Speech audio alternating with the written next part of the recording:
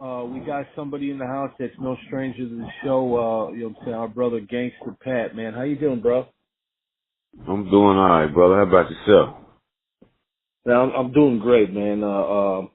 After a few decades doing this, I took about a year off, I want to say, give or take a few months, and I needed it, but now I'm Right, back, right. and I'm anxious to hear about what all you guys got coming out with and what you guys have been doing. Yeah, man. I'm actually working with a lot of the OGs in Memphis, man. You know, me and Zerk got some stuff we working on.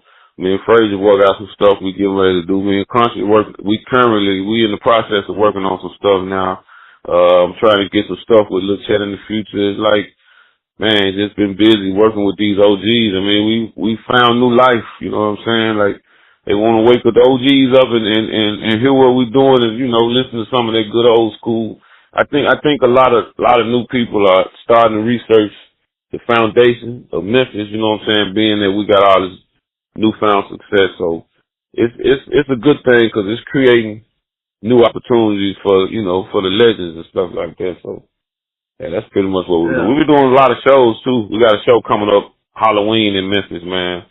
At man, I can't remember that place right now. My head is in 1,000 places. It's at the I can't. I got a flyer on my page, Instagram and Facebook, so you could go check it out. My head's somewhere else right now, but yeah, Halloween night, man. It's a lot of OGs gonna be there. I can't remember everybody on the flyer, but I know it's LaChat, Tommy Wright, Zerk, Crunchy, and a few others, man. But we're gonna turn up, man. It's gonna be nice. Man, that's what I'm talking about. I love seeing you and Crunchy work together now because, it's no secret, you had the album, Tear Your Club Down, and there was some 3-6 Right, Mafia beef back in the day. What does it feel like right, to right. be able to work with somebody that at one point in time you was beefing with? Uh, it feels great, man, because it's like, you see, a lot of people don't know that Crunchy was dancing with me before he even got with Paul now. So our history go a little deeper. I mean, Crunchy really never had no real beef. It was just me and Paul had some disagreements, and guys gonna ride with whatever team they on. I ain't mad. I understand that. So we really never had no real beef. Well, yeah, we was just both on different teams at one point in time, but wasn't no Yeah. real beef. Me and that brother ain't even never took a swing at each other. So, you know, I wasn't no real beef. We just was on two separate teams. Like when you in college with somebody and then he go to one NFL team and another guy, or other roommate go to another NFL team. And y'all still cool, but when it come to game time, y'all may talk smack to each other, but y'all, in the end, it's really love genuinely. So, plus we were young, we was all in the spotlight. So, beef, it's just rap beef. Our beef really existed just in the music.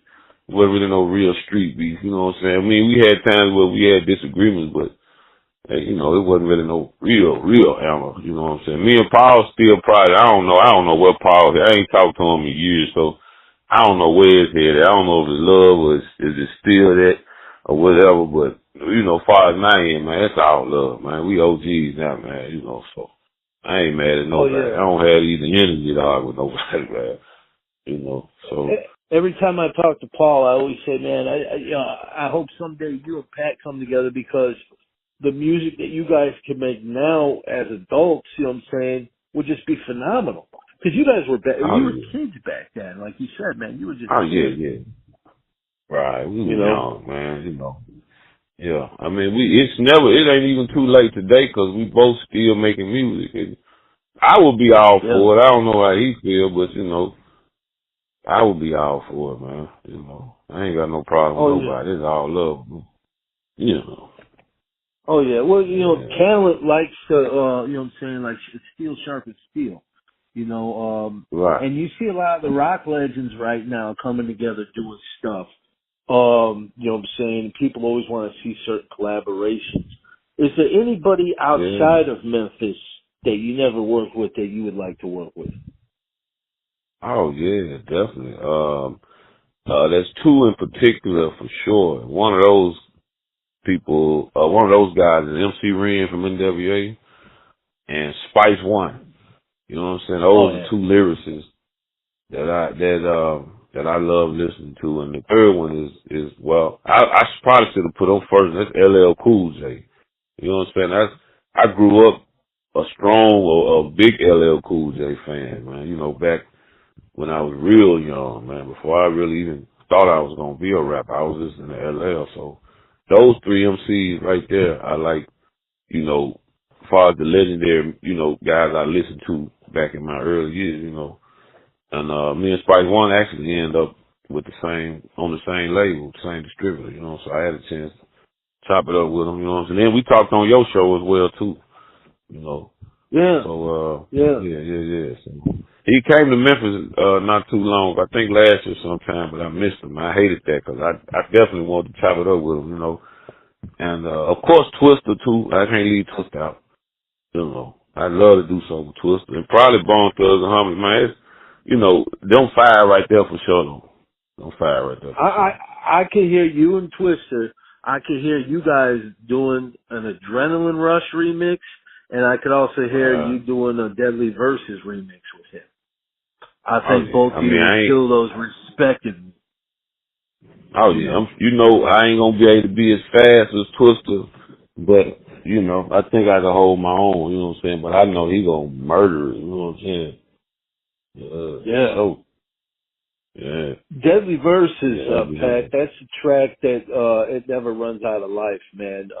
You released it a couple times. I think you released it on the Dro album as well. It's just a phenomenal track. It's timeless. Have you ever wanted to do a newer version to that? Or you think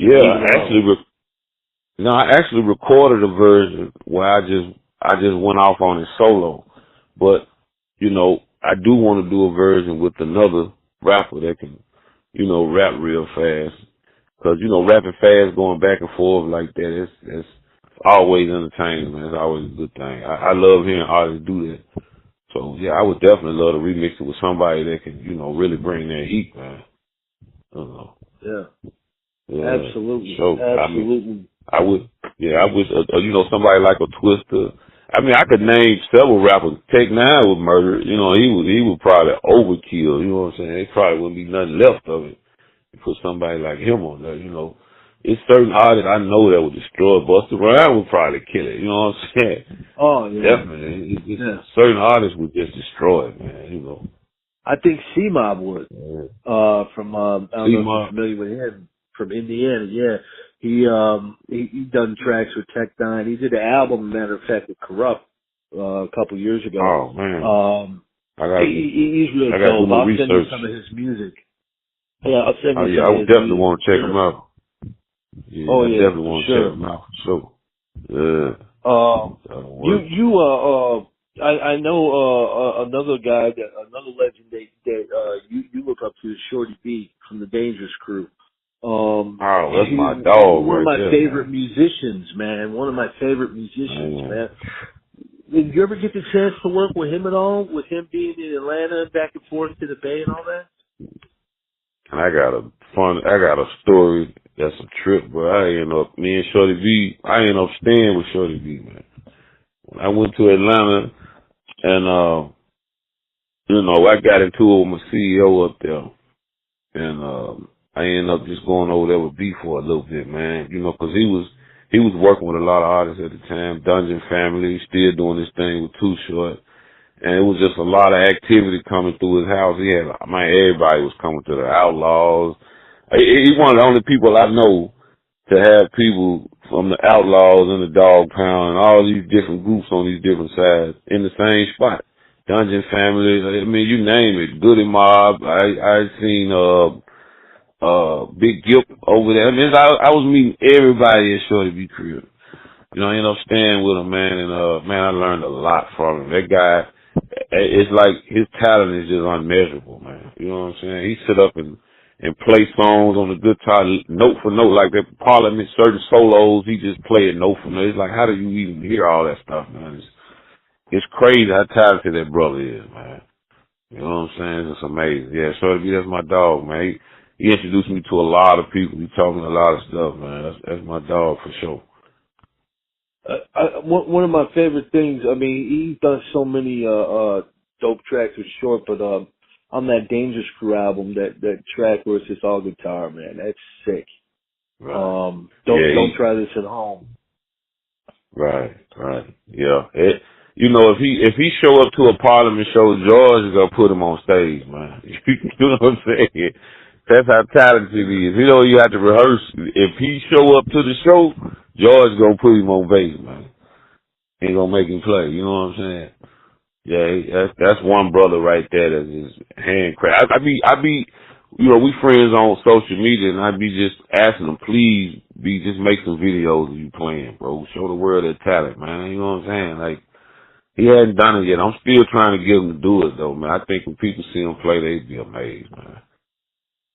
Yeah, because his abilities are just incredible. But yeah, you as well, man. You're very musically inclined. You grew up in a musical family. Your dad was at Stax Records. What was it like? You know what I'm saying, as a child, absorbing all that music and learning how to play yourself? Right. Man, it was Stax was like my daycare. You know what I'm saying? It's like Pops would have to go do these sessions, and my mom was at work, and he had to babysit me, so he would just take me to the studio, man. I just grew up around a lot of instruments, and as a teenager, when I started, getting my own little money, I would go to the pawn shop, just buy guitars and keyboards, and you know what I'm saying, anything I could find that I could play. I just recently bought a violin. I'm gonna learn how to at least play, certain notes off of it so I can sample it and just get different sounds. You know what I'm saying? Like, I just love, making sounds and recording and stuff like that and playing instruments. So Stax was like, it was like a good inspiration. It was like a teacher. Everybody in there was talented at something, man. And you just watching all these people do all these great things. And it just inspired me, to want to emulate what I seen. You know what I'm saying? Yeah. I mean, that had to have been, the seed that was planted. When you said you early on with hip hop, you was listening to LL Cool J and stuff like that. What was the definitive, music you heard that says, you know what, I want to do that? Well, that wouldn't be any. Well, LL them inspired me to love rap music and pick my favorite rappers and stuff like that. But to be totally honest, the stuff that I heard that actually made me felt like this is what I want to do, I can do this, was this guy named W. Def in Memphis. He was a local guy, talented individual. He could rap. He used to do like cable vision commercials and stuff. And I remember one day, a guy named Stan Bell, the DJ that actually helped, not the first DJ, but the second DJ first DJ was Jackson Brown. Second DJ was Stan Bell. He actually helped blow my records up in Memphis, but he pulled out this 12-inch. He was on the radio, on air, and he stopped the music and stuff and said, I'm going to pull out this 12-inch and play this local artist named W. Duff. And when he put it on, man, it was a song called Ain't Nothing Like the Bass. And I'm just listening to it. I'm like, wow, if this cat can do it, I know I can do it. That's what really made me say, you know what, man, I'm finna chase this thing. You know what I'm saying? I was already making stuff, but to actually just want to be confident enough to put it out and say, hey, man, I'm going with this. That right there, hearing him on the radio like that really inspired me to really want to go ahead and move forward in that direction. You know what I'm saying? Yeah, let you know what, this guy did it, I can do it. And and you did. Like I said, you was just a kid though. You know what I'm saying? You was a teenager, and you were getting all this. You got a record deal with Atlantic. I think you was with Joy Boy before that, right? Yeah. Well, it was Joy Boy / Atlantic. Yeah. Okay. Yeah. So you was on the same label back then as Bass Patrol, DJ Fury, RX Lord, and all them guys. Yeah, Disco Rick and the Dogs. I think the Puppies. A few other people, a few other well-known artists, man, that ran through them. Yeah, they did okay. But it's funny, man. With that deal and everything, when Atlantic signed me to distribution, they cut the label like $75,000, man. Guess how much of that 75 after writing all and producing all the music? Guess how much of that 75 grand went in my pocket? Probably not much. $2,000. $2,000. Oh my God. Damn. $2,000. That's terrible. Yeah, that is, man. That is. But, David Porter, Star and Stacks wrote all them hit records. He actually looked at my contract and he told me then, man, it wasn't no good, And like, they got you, But by that time I had already signed it and already sent the masters off, so they could go ahead and press, man. So, but it is what it is, I can't change the past, but I just had to try to make the best of that messed up situation. But a lot of people compare me to artists that have had big money put behind them in marketing and promotion. Man, I've never had that. Once a label find out you can sell records without promotion, they'll never put a budget behind it. They'll just put you out there, let you sell, take that money, and put it behind another artist, man. An artist that they may own 100% of or something like that, But I wrote my own music and stuff, so they could never really own 100% of me. Because I was self-contained, But that's why they wouldn't really push my stuff. I never was priority at a label, so they would never put a promo budget for me together. They always make up some excuse. I imagine if they did, but the truth, it would have been a huge deal, man, because that album, to me, it holds its own against anything that was big that came out at that time. You know what I'm saying? There was a lot. You got to think 91, man, there was a lot of good shit that came out in 91. If they put that budget behind you, it would have been a different outcome. But you didn't, you didn't like sulk in that. You started right back up and went right into another album, All About Coming Up. Now you're on Ichiban. The label Once You Breathe, and what was that experience like? Well, I'm glad you brought that up because the All About Coming Up album, that was not really a Gangsta Pat album. That was an album that I wrote for another. I used to write for other artists too. But, I didn't like that whole Ichiban situation, man. It was just a lot of fraudulent stuff going on.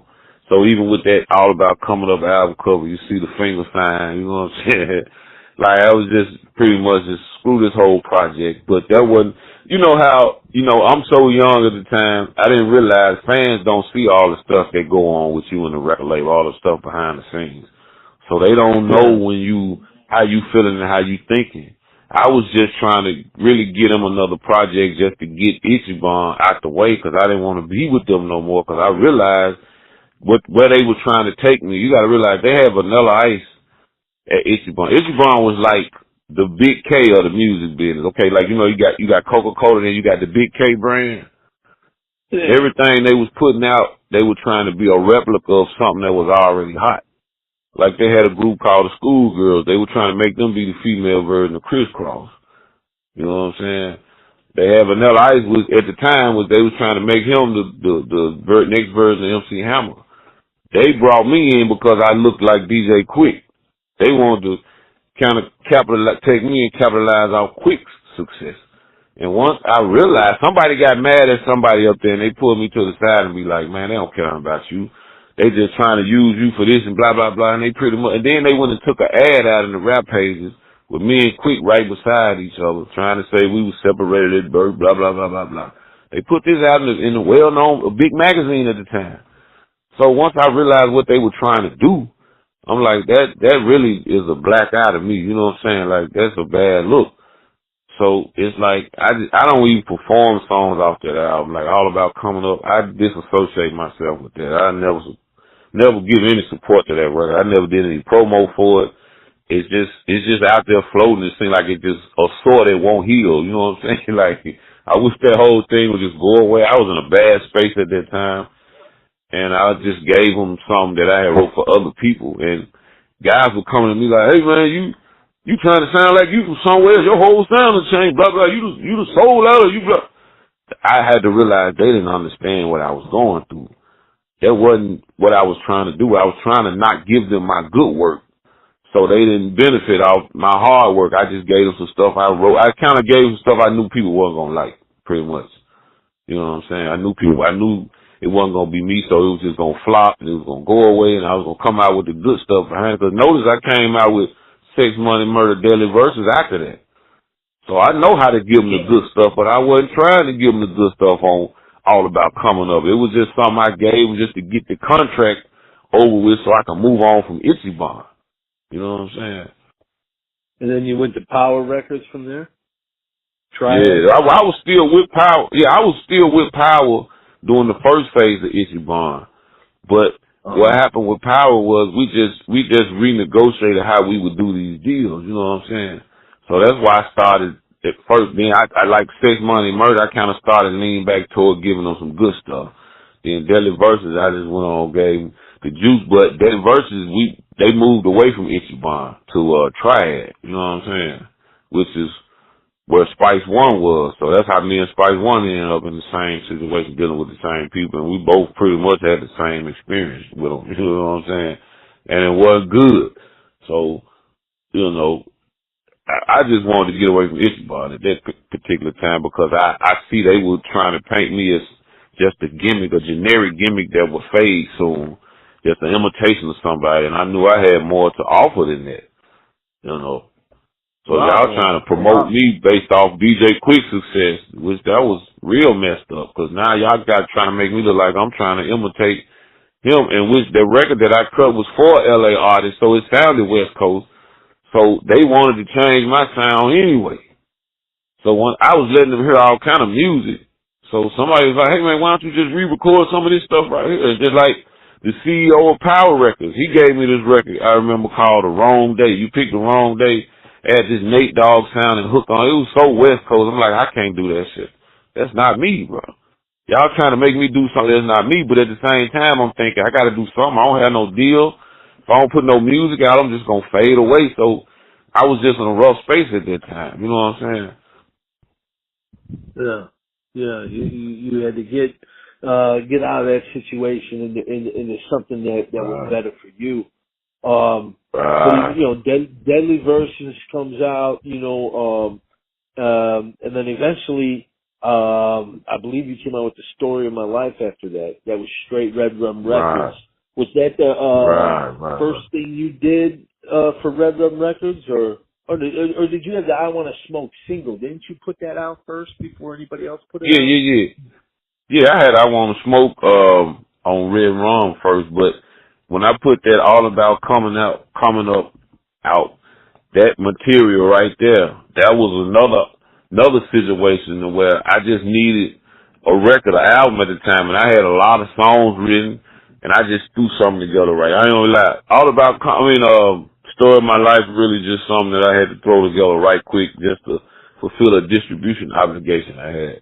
Because I had to throw together, you know what I'm saying, a couple of records, and then Show You Grill, kind of the same way. I didn't really get fully back into myself until I got to the Dro. You know what I'm saying? Which was years later. That was in like 2004, I think, somewhere around that time. Yeah. But that was, you know, one thing I learned, man, your listeners and fans, they don't know where you at mentally. You know, I mean, they may know more now with newer artists being that you got the internet so people can post how they feel and what they're going through. But back then, we didn't have no internet.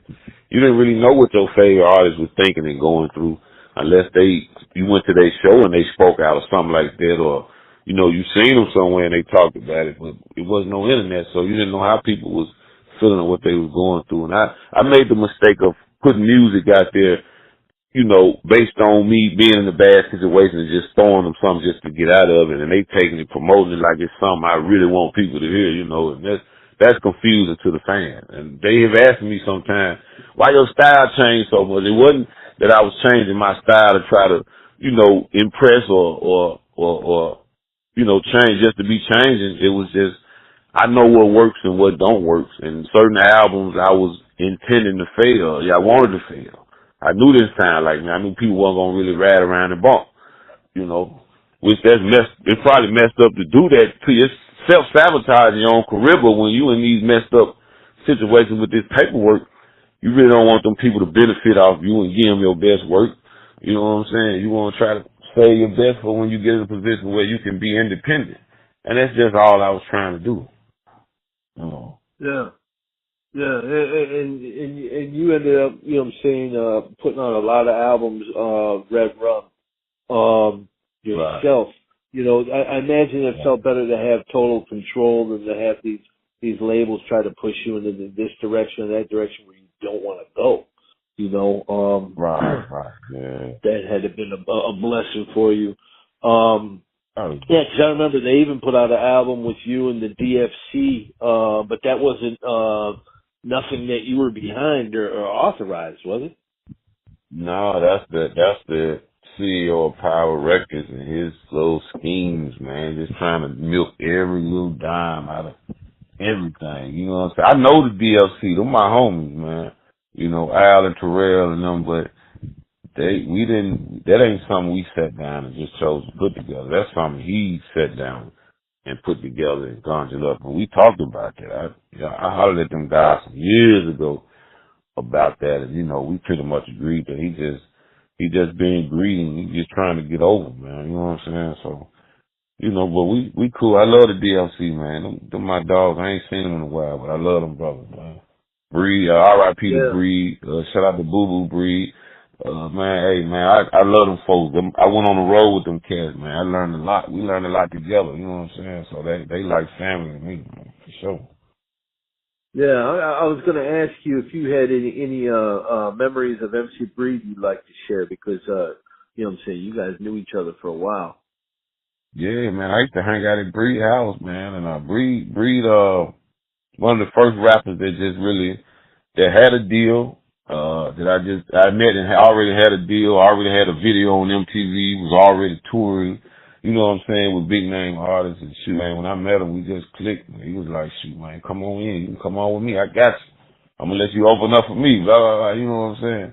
And he let me come out right before he went on. And that was just a Oh, blessing, wow. man. Man, that man opened up his home to me and my crew. Every time we came to Atlanta, we ain't had nowhere to stay, we could go to Breed House.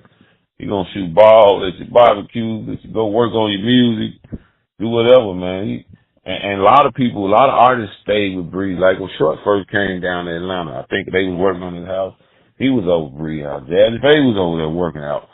The DOC, I seen the DOC over there one day. Warren G, it's like Breed was one of the first rappers whose house was just open to a lot of MCs, but a lot of well-known MCs.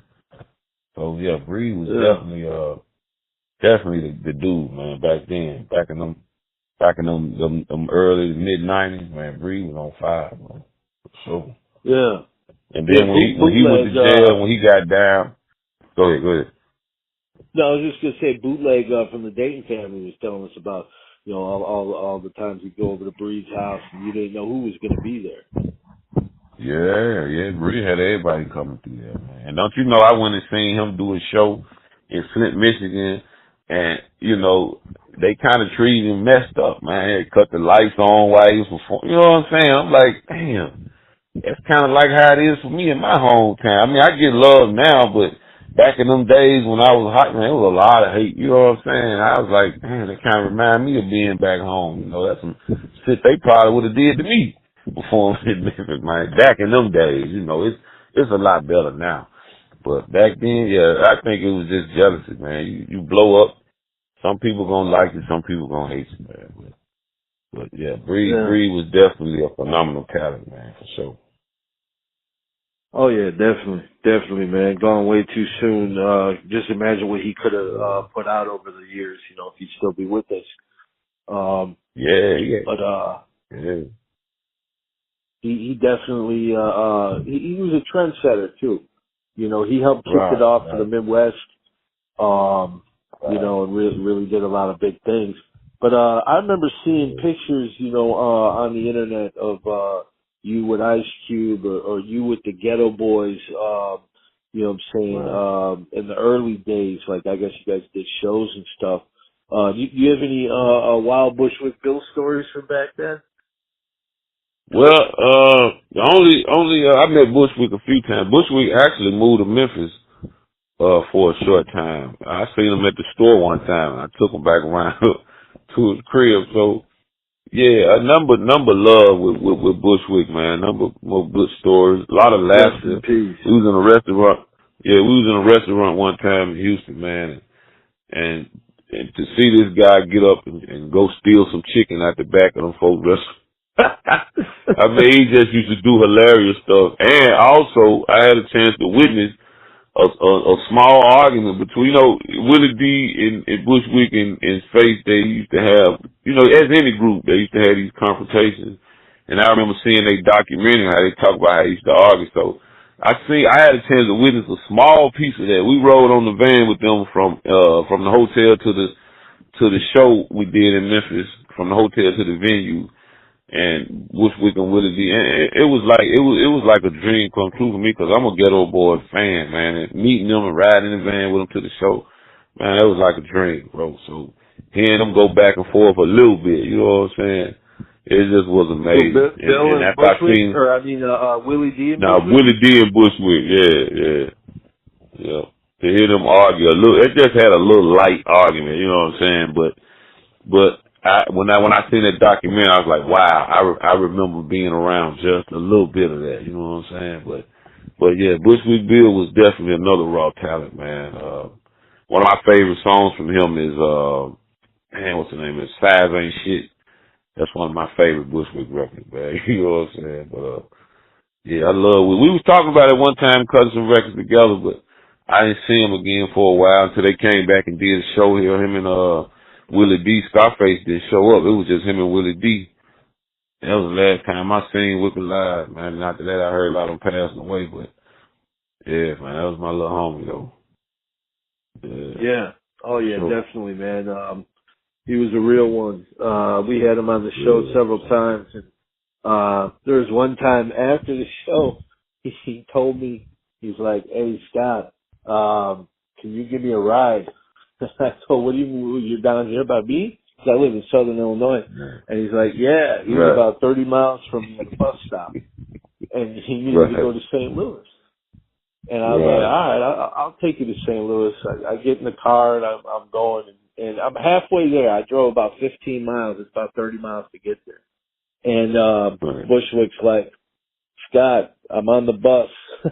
I'm leaving." He's like, I don't need your ride, but thank you anyway. He was funny like that. Bushwick was like that, man. He was a hilarious dude. The funniest thing he told me, though, he did a documentary, or he appeared in a documentary that Luther Campbell did, and he didn't get paid for it. Luke didn't pay him.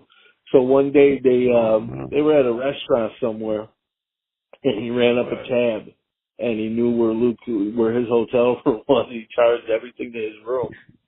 I don't know how much it was, but he stuck him for a pretty good bill.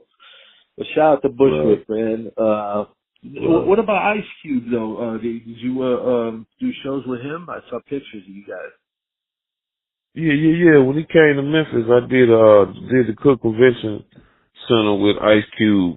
He had left NWA, and he had the America's Most Wanted album out, and that's when he was going around promoting that record. And I had met him before that, though, in Memphis at the Coliseum when they used to come here they came with Too Short. They was NWA then. I got backstage and, man, I hung out with them guys. I was rapping for Easy. I probably did every rap song I ever wrote for Easy. At that time, I think I was probably 14, 15, and I was rapping for Easy. But he would listen, say hello. He kept having me to rap over. Then he took me to Dre. And he was like, Dre was listening. Dre looked at me like, yeah, okay, I. So he was like, you know what I'm saying, go write your number down, man. He said, hold on, I'm gonna go get a pen so I can write my number down for you. He's gonna give me his number because he was coming to Memphis. He had some little. I ain't trying to dry snitch on him, but he had some little females.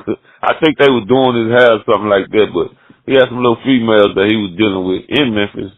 And he used to come down. Him, Yellow Boy, they used to be in Memphis unannounced. They'd be at the club No Name with Spanish Fly, scratching on the turntable and stuff. So him and Yellow Boy was coming down here just on the fly, man.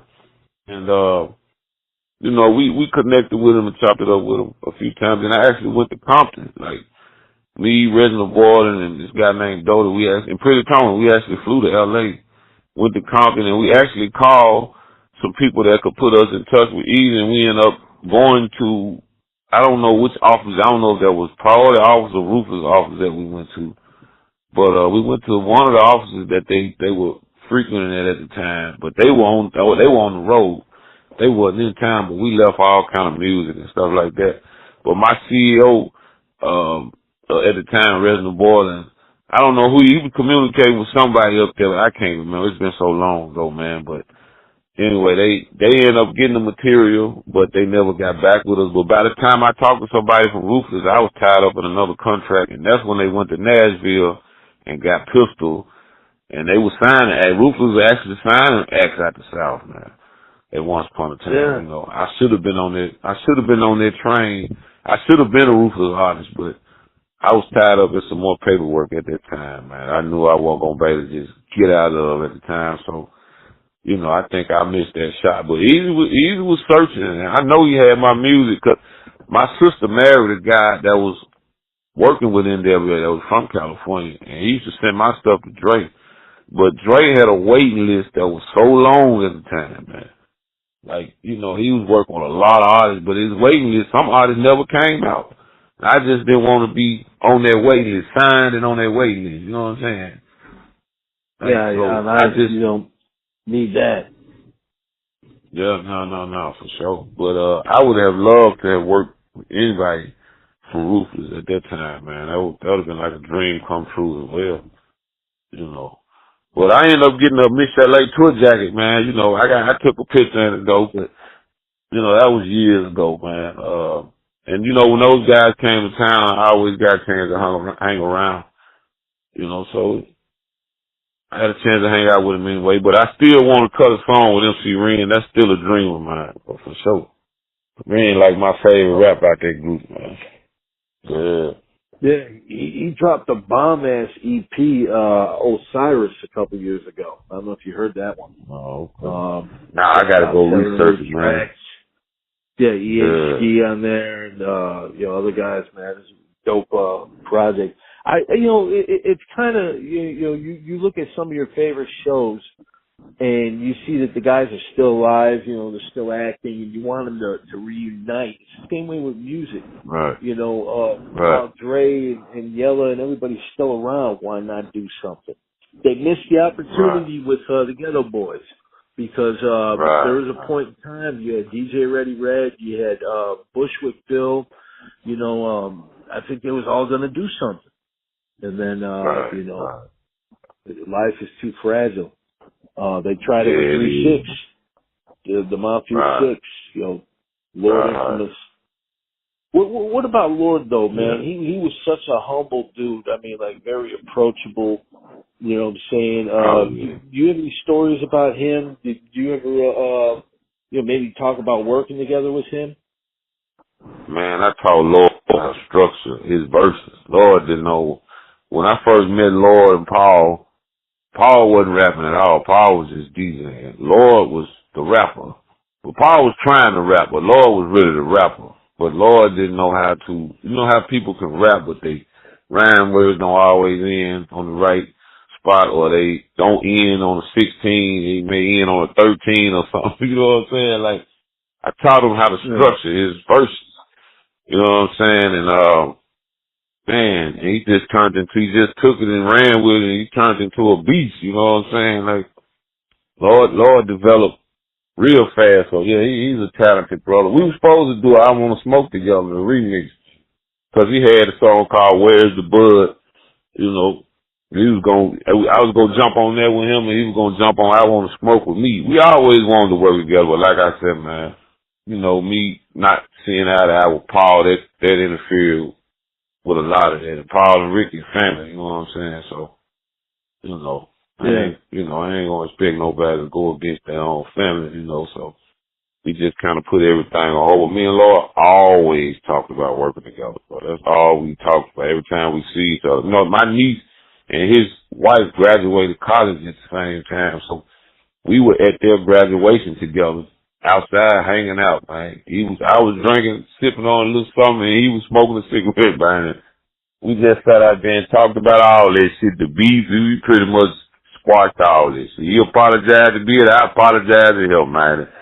And we just talked about, working together, man. So it's like, yeah, Lord was my dog, man. We got past all that bull crap. We were cool as hell before he passed away, man. Yeah. But we and Lord never had no issues. It was like I said, it was just Paul, man. That's all. Yeah, man. Rest in peace, Lord Infamous, man. Hard to believe he's been gone all these years too. Yeah. But Pat, man, it's always an honor to talk to you, man. I'm gonna fade back a little bit. I'm gonna bring on the homie DJ Lord Sinister from France. I know he's got a few questions for you. Sin, you there, brother? Cool. Appreciate it. Yes, sir.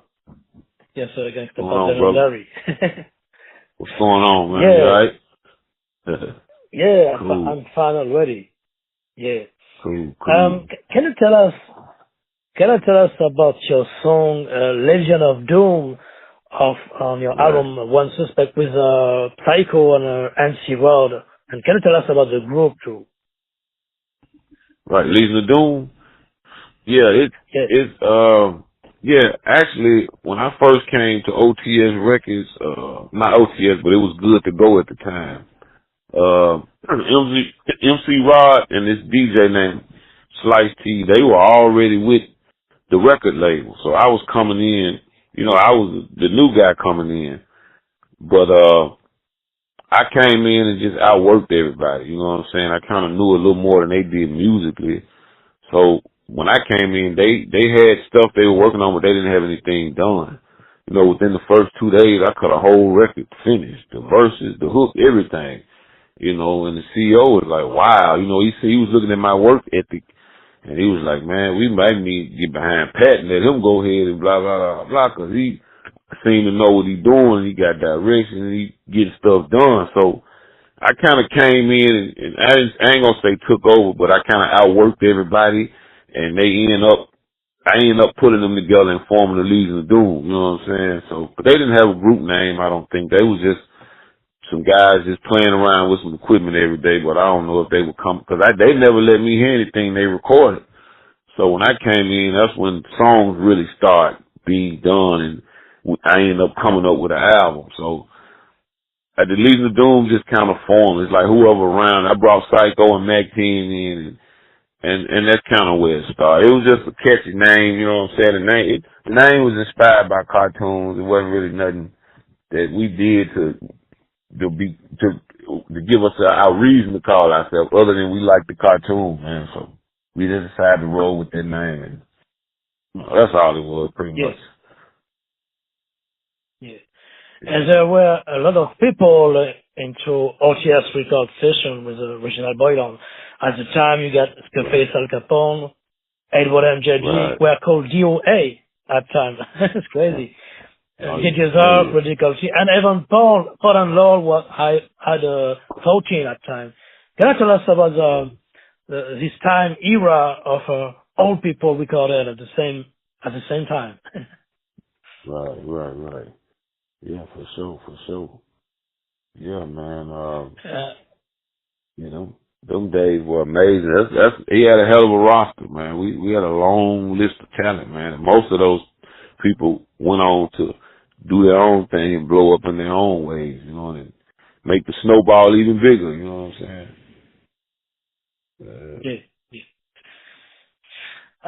Can you tell us about also Razor J, the owner of Club Expo, Club No Name in Lama Avenue, who just died recently, where DJ Spanish Fly, John Disco Hound, Sonny D, rest in peace, also. Oh, man. Mixes. Those guys ran the city as far as the DJs, you know what I'm saying? Like Razor J was a legendary personality and DJ, man. He had his own lane. Like nobody could touch what Razor J was. He had his own thing, he was a huge personality. He was like a comedian DJ. It's like when you went in the club to see him DJ, you got a comedy show, you got a radio show, and you got a club show all in one. You know what I'm saying? He was just like a one-man entertainment company. You get all those different elements when he DJ. Disco Hound, You know, pretty much the same way, man. Big personality. Man, great DJ. Knew all the stars. He could connect you with the people that you need to be. You know, Disco Hound was the first guy to help put me in a limousine. You know what I'm saying? He the reason I did my first show and pulled up in a limousine was because of Disco Hound. He had the plug on the limousine back in the day. So, you know, I always loved for Disco Hound, man. And, man, Spanish Fly, like, he was like the Herbert Hancock of mixing back then. You know what I'm saying? Like, far as chopping up samples and looping beats and stuff like that. Fly was the king of that stuff. He had the hype, crunk, get buck crowd, man, and he was the maestro of it all, you know. But Memphis was ran by DJs. Like, DJs had all the power in Memphis. And a lot of people don't know that, right. Oh, don't let me forget the Don, though, Sonny D, man. A lot of people forget Sonny D. Sonny D was like, yeah, he was the first really to do it all. He was like he really the Pied Piper of it. Sonny D, man. And Raider J and Sonny D used to have a rap record called Down South Rappers back in the day. A lot of people don't know that. You know what I'm saying? They put out records, but DJs ran, before Gangsta Pat, Memphis was a DJ town. You know what I'm saying? Yeah. But when I came out with the rapping, I surpassed all of that.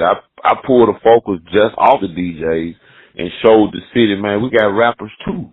We ain't just got to listen to these DJs rap because they control the airwaves at the time. They control the music on the club. You know what I'm saying? They had the radio spots, the weekend mixes. It's like, instead of putting on the rappers that could rap, they were trying to rap themselves. So I feel like if it weren't for me coming along at that time, rappers would have probably been getting blocked out a lot longer. The only way I was able to surpass all of that was to go get investors to press up real product, get the record on the radio, and make my presence, you know, more stronger than the DJs. Because the DJs, they had everything on lock. They had their own distribution network going. They had all the car stereo shops where they had their tape selling.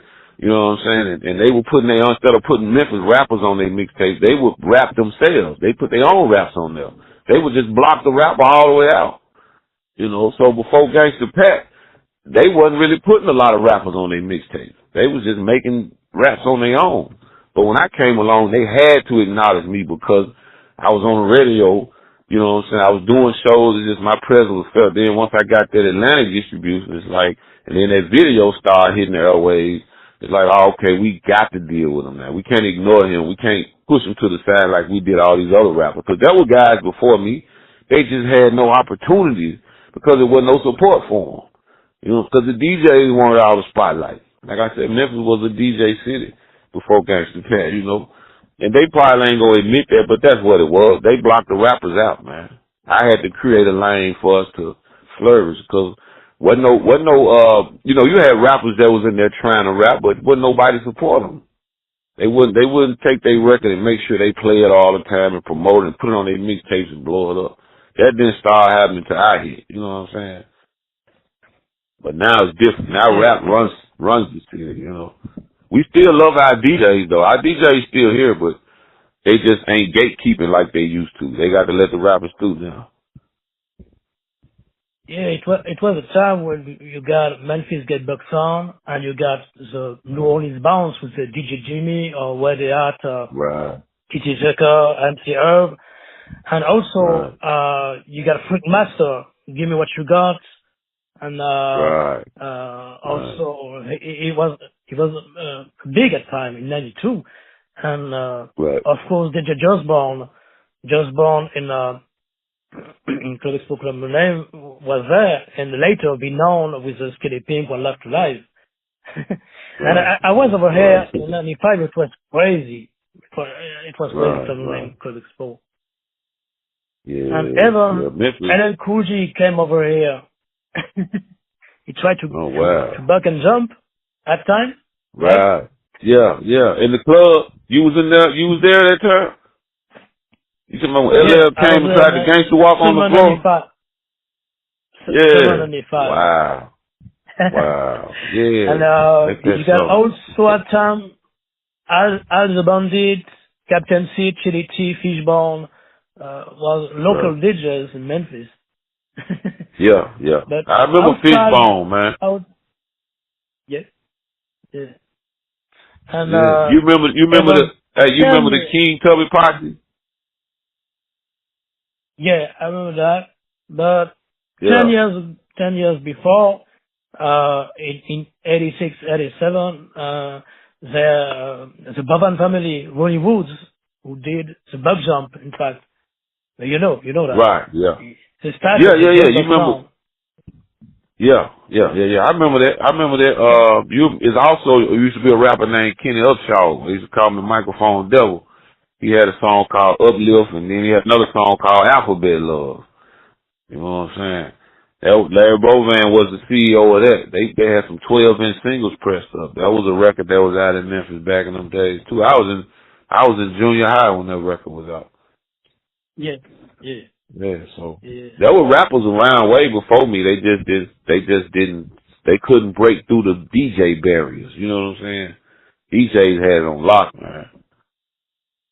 So, cause I Yeah. remember my CEO used to pay Spanish Fly to play my record in the club, and he used to get mad at Spanish Fly because he said Fly play most of my record. He wouldn't play it all. He'll play only up to a certain point. Then he'll slide his record in all loud, and you know what I'm saying? Try to, make his record drown mine out. And he used to get mad because he was like, I was paying Fly to play your stuff, man. I wasn't just asking him to play it. I was paying him to play it.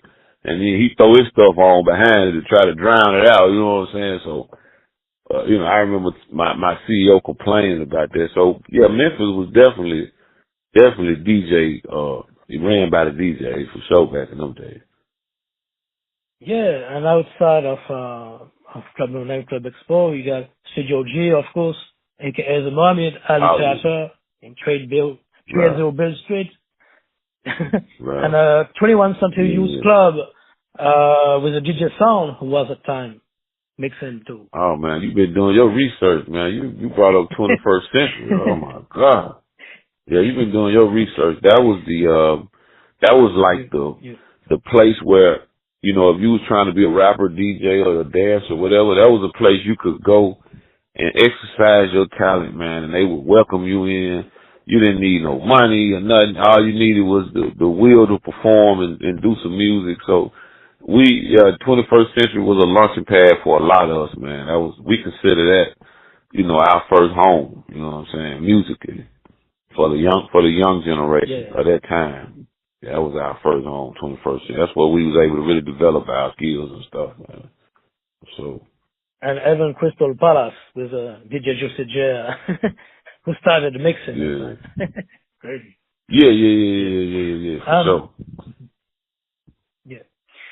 Can you tell us about your song "Stay Away from Cali" from your album All About Coming Up in '92? Right. I wrote that whole album for another artist, man. And when I realized what kind of deal I had with Ichiban and where they was really trying to take me, I just wasn't trying to give them none of the stuff that I knew that I considered good at the time. I gave them some material that I had wrote for another artist because I just, I felt like that deal was already doomed from the start. So that particular album, I wrote those songs for somebody else, so I never performed them live. I don't know the lyrics to most of those records, you know what I'm saying? I kind of just wrote them, dropped them, and never dealt with them again, just to turn that album in. Which is, I shouldn't have done that, but I was so young at the time, and I was feeling a certain way about the label, and I realized they were on they had a fraudulent mission. They was trying to make us be imitations of whatever was the biggest thing selling, you know what I'm saying? And I just didn't like that, man. I wasn't with that, I knew I had more to offer the music than that, so I just kind of gave them a record. But some people, surprisingly to me, I was trying to make people not like it, but surprisingly, some people end up liking that album, man. But it's definitely not me at all. You know what I'm saying? I don't really, like I said, I never performed one song off the album. But some people seem to enjoying listening to it. It's got some few little strings on it, But yeah, it's kind of just out there, And man, on its own. you wrote this song was called "God Plays" on your album The Draw in 2004. Right. Can you tell us about this one? The meaning, God please. Yeah. Yeah, it's just man, you know, sometimes you do so much wrong in your life, man. You just want to try to contribute something back that feels right sometimes. You know what I'm saying? Like no matter how bad of a person is, at times everybody kind of feel like, man, you know, they have a little soft spot with themselves for a minute and just get in their little emotions and you know, you have a spiritual awakening and stuff like that and you just want to contribute something that people can listen to that don't want to hear all the cussing and the violence. That's all that was, man. It wasn't really nothing that special about it. It's just, yeah, I do believe in God. I will talk about it from time to time, but believe it or not, I've had people that don't believe in God to tell me I was wrong for making that record, man. You know what I'm saying? It's like, so it's mixed emotions, you know what I'm saying? But, I mean, it was something I felt like writing at the time and I wrote it, so, you know, I ain't mad at it. It is what it is. Yeah. I have a mystic theory about the Memphis sound. The Memphis sound is defined by DJ Zerk, Mr. Maceo, DJ Sounds, Quickie, Paul, and influences the whole world, pioneer. Did you think the Memphis Pyramid Arena have a magical influence on Memphis rap and make maybe a cryptic, hypnotic trance music because his music is unique? Even in clubs, it's like a voodoo dance, voodoo trance. And it's crazy. Right. It's crazy. The Pyramid Arena was created in 91. And at the same time, you got SNK, Spanish Fly, Pelitoni blow up at this time, the same era, 91. Right. What do you think about this theory about the Memphis Pyramid can influence unconsciously Memphis rappers? Right. It's crazy. I think Memphis do have a certain type of energy here that could be in the low frequency. You know what I'm saying? I get what you're talking about with that kind of hypnotizing. You know what I'm saying? I get what it's like when you used to watch the Indian man play the little flute and the snake come out the barrel and he just hypnotizing the snake. There is a such thing as that floating around the city.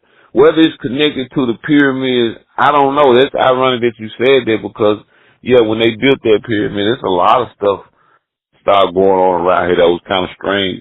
But also, Alex Jones was talking about the skulls that were hitting in the top of that pyramid, too.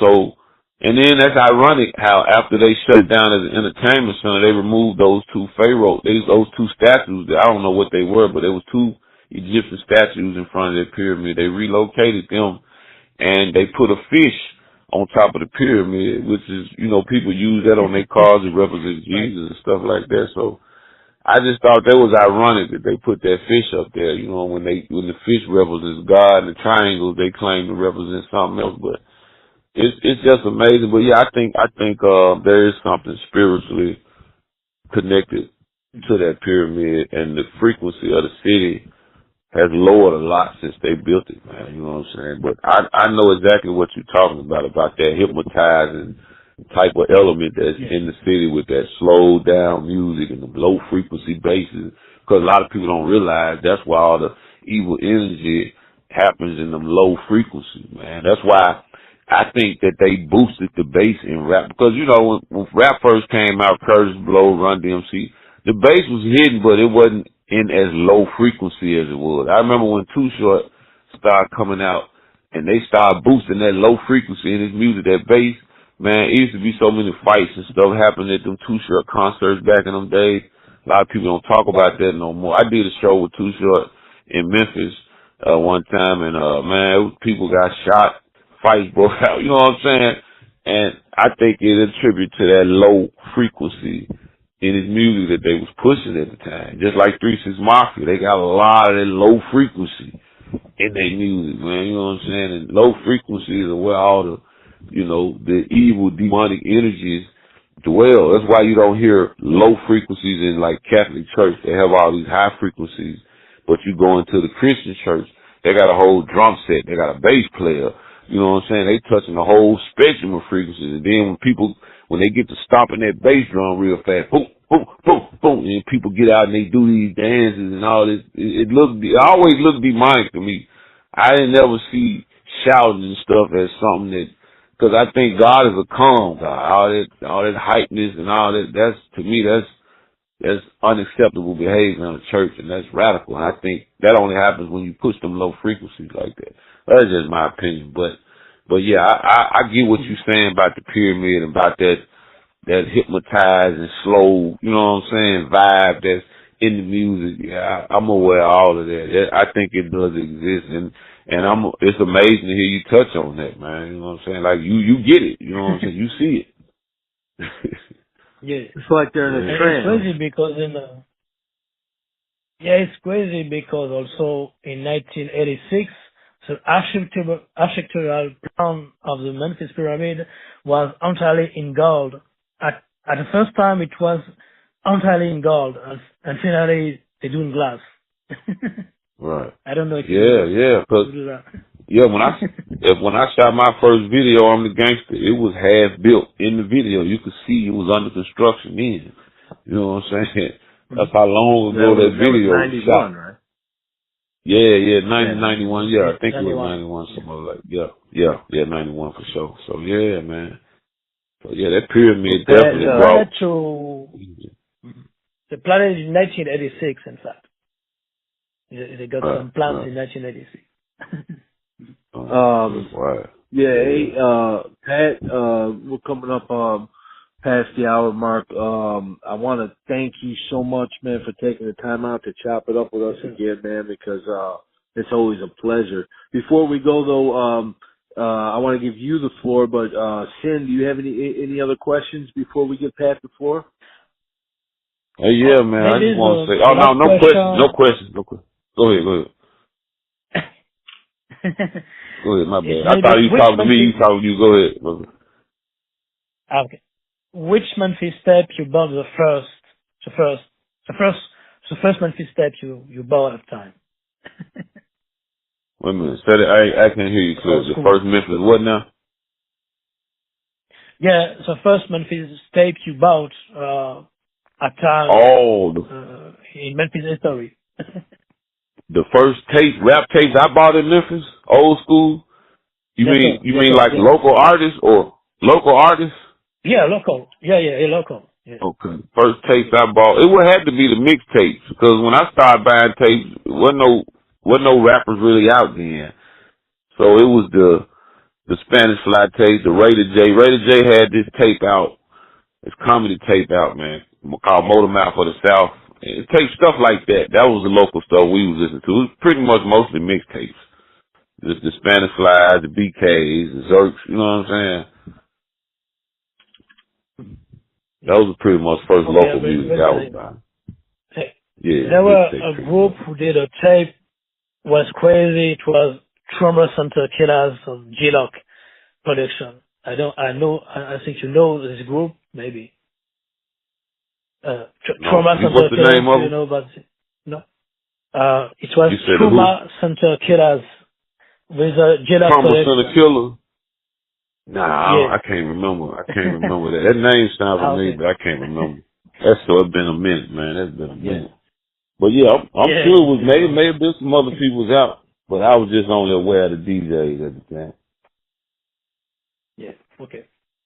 Hell yeah. But, yeah, man, I definitely, appreciate you. Before we go, man, I want to give you the floor, man. If you got any projects coming up, anything you want to let the people know, brother, it's all yours. Yeah, we just doing shows right now. I'm working on some new music. I don't know what I'm going to call this project yet, but it should be dropping. I may just wait till the first of the year to drop it, but yeah, I'm coming out with a new project, man. You know, I ain't trying to be, in the spotlight again. It's just a few people that still want to hear some of my ideas, and I'm just going to feed that demand, that's all. And just share some good music, man. That's all I want to do, And love to everybody. Shout out to the whole Memphis. R.I.P. Gangsta Boo, R.I.P. Dolph, R.I.P. Big Zook. Man, just shout out to Memphis, man. I love my city, man. Hey, man, love to everybody. And thank you, Prez, for having me again, man. It's been a pleasure as well, man. Man, keep doing what you do, brother. If it weren't for you, a lot of us wouldn't even still be around, man. A lot of us been forgotten about. You keep us alive, brother, and I thank you for it, man. Man, thank you, brother. That means a lot, man. Yes, Yeah, appreciate that. Hey.